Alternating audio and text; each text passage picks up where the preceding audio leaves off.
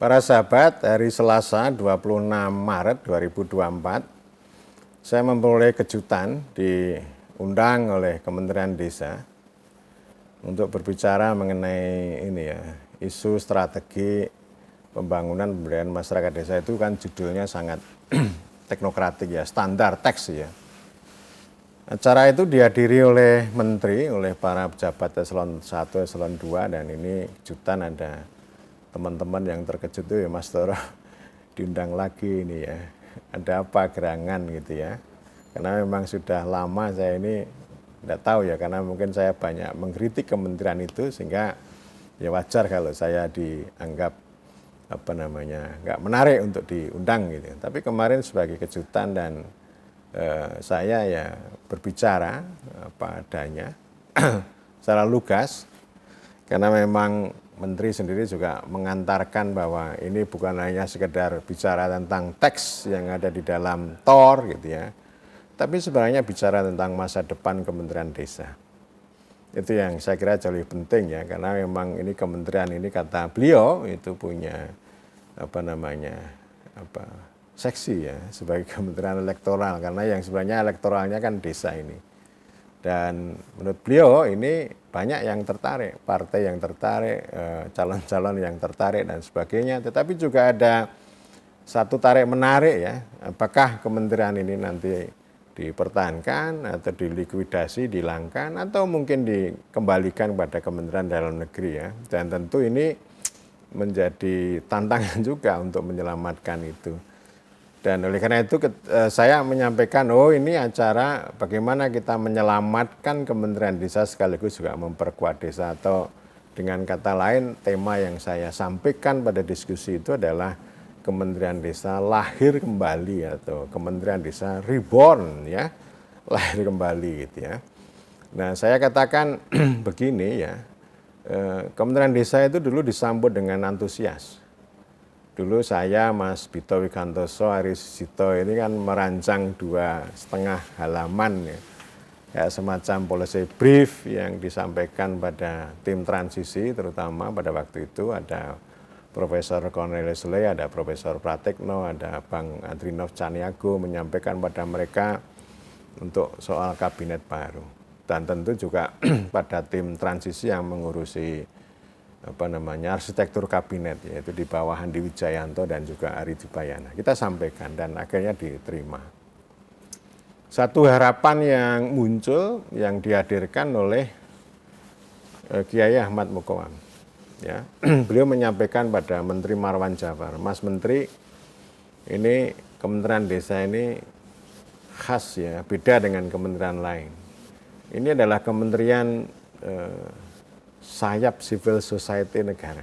Nah ini satu kata kunci yang saya pakai, sayap civil society. Jadi negara ini tidak hanya memiliki birokrasi, tapi juga punya sayap civil society yang menempel ya, bukan sesuatu di atas, bukan sesuatu pihak lain yang vis-a-vis berhadapan dengan negara, tetapi negara bisa juga memanfaatkan Kementerian Desa ini menjadi sayap civil society, atau paling tidak Kementerian Desa ini memainkan fungsi-fungsi seperti halnya civil society. Entah itu fungsi prakarsa, prakarsa, gerakan, partisipasi, itu yang paling awal. Kemudian yang kedua punya fungsi untuk mengenerate atau memproduksi pengetahuan, gagasan, kemudian juga narasi, maupun literasi yang itu bisa membuat kita belajar bersama-sama gitu ya. Dan ini tidak hanya sekedar berbicara tentang data ya, yang dikolek gitu ya. Yang data angka-angka itu penting memang untuk sensasi, untuk apresiasi, untuk introspeksi gitu ya. Yang indeks itu ya. Tetapi soal narasi desa yang lebih dalam, lebih kritis ini saya kira menjadi jauh lebih penting gitu. Yang ketiga punya fungsi advokasi kebijakan. Mengadvokasi, karena memang selama ini banyak kebijakan yang tidak berpihak pada desa, terutama sektor-sektor. Nah karena itu kementerian ini berfungsi mengadvokasi. Salah satu poin yang penting untuk diadvokasi adalah desa-desa yang berada di wilayah, di kantong kebun, hutan, taman nasional. Mereka tidak punya wilayah yurisdiksi. Saya kira cukup banyak dan sekian tahun ini sudah diadvokasi oleh para bupati, tetapi sampai hari ini tidak memperoleh respon yang menarik dari pemerintah. Dan karena itu ini Kementerian Desa penting untuk melakukan advokasi semacam ini. Dulu juga sudah saya sampaikan pada Menteri Marwan Jafar ya, Pak Menteri, ini penting ya. Kita itu menyiapkan entah itu policy paper atau policy brief ya, 1 lembar, 2 lembar gitu ya. Terus kemudian nanti Pak Menteri kalau ada rapat kabinet tendang lah di hadapan Presiden dan para menteri ini bagian untuk merepresentasikan dan mengadvokasi kepentingan desa. Ya sebagian jalan lah, tapi sebagian besar tidak. Lalu yang keempat ya bisa kita mengkonsolidasi. Kalau kita bermain, Kementerian Desa bermain regulasi ya kalah sama Dagri. Bermain uang ya kalah, bermain sektor ya bukan tempatnya dan sebagainya gitu. Ya, jadi ini harapannya. Harapannya begitu ya.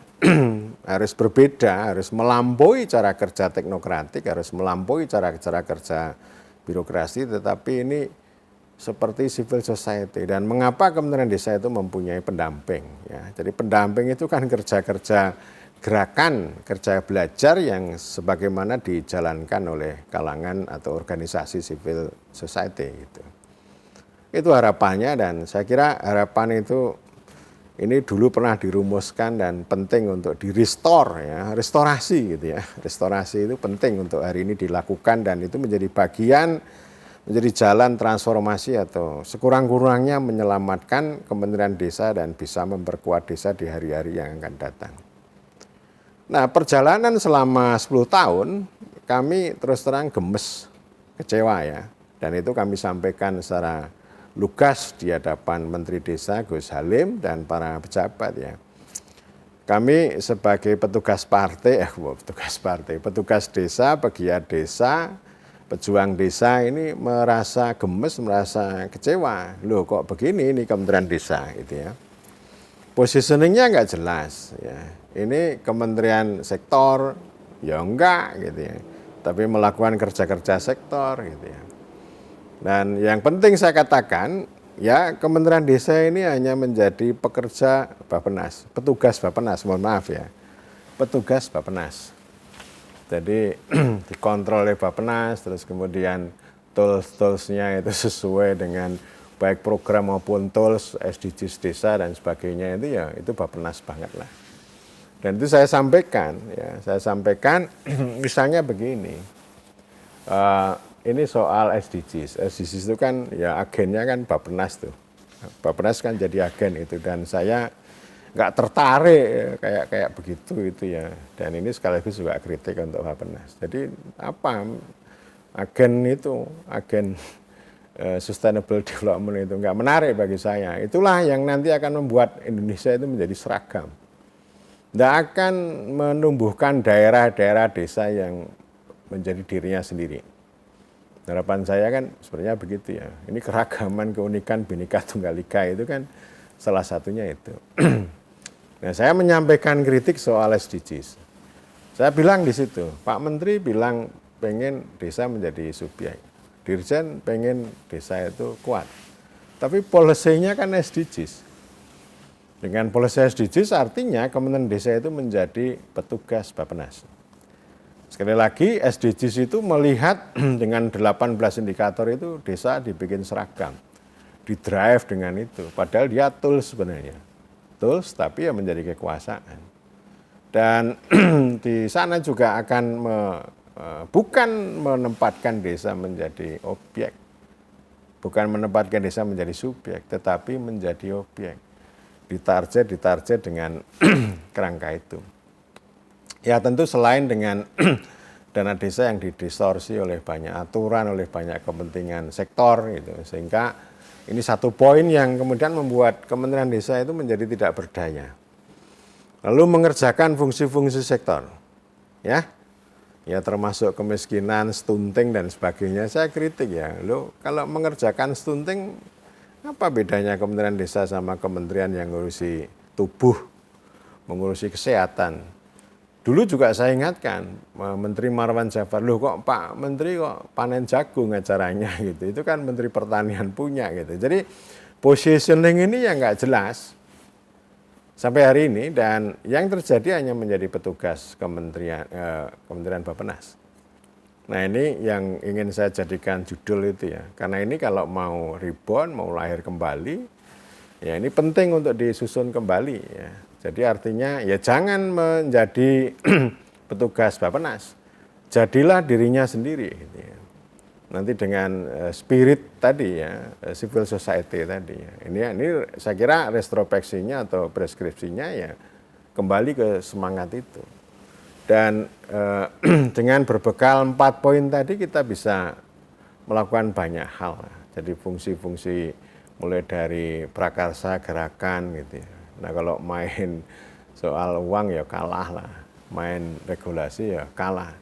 Dan ini desa ini kan penting untuk sentuhan secara berbeda, pakai gerakan dan sebagainya ya. Jadi jangan sampai kita terjebak pada SDGs. Dan dalam kesempatan itu saya langsung menyampaikan kritik juga kepada Dr. Ivan Novik Agusta yang dulu menjadi think-tanknya untuk SDGs desa, dan sekarang menjabat atau menempati posisi eselon 1B ya kalau nggak salah ya, Kepala Badan Pengembangan dan Informasi kalau tidak salah ya. Jadi itu otaknya SDGs ya. Nah dulu dalam sebuah diskusi beliau menyampaikan begini, bahwa 2 asas di dalam undang-undang desa baik rekognisi maupun subsidiaritas itu abstrak. Itulah cara kami mendaratkan 2 asas itu secara lebih konkret kepada desa itu dengan konsep SDGs desa. Nah pada waktu itu saya komentari, dan kemarin saya sampaikan lagi bahwa loh sampean ini gimana? Sampean ini adalah sosiolog yang tidak sosiologis ya.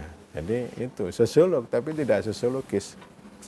Jadi lebih banyak bermain angka-angka, dan angka-angka itu kan bukan untuk kepentingan desa, tapi ya memuaskan yang bersangkutan. Dan kemudian yang terjadi ya akhirnya hanya data-data angka yang kita tidak pernah berhasil untuk membangun pengetahuan, literasi maupun narasi tentang desa yang bisa mengangkat atau bisa merepresentasikan desa itu di hadapan percaturan kebijakan nasional maupun juga internasional gitu. Jadi intinya kita hanya menjadikan desa itu sebagai objek. Nah para sahabat, sekali lagi ini omon-omon ini ya, nanti masih ada lagi gitu ya. Ini kan tema besarnya adalah soal masa depan Kementerian Desa, dan pada posisi pertama ini saya ingin menyampaikan, dan itu penting untuk direfleksi, bahwa Kementerian Desa itu hanya sebagai petugas Bappenas.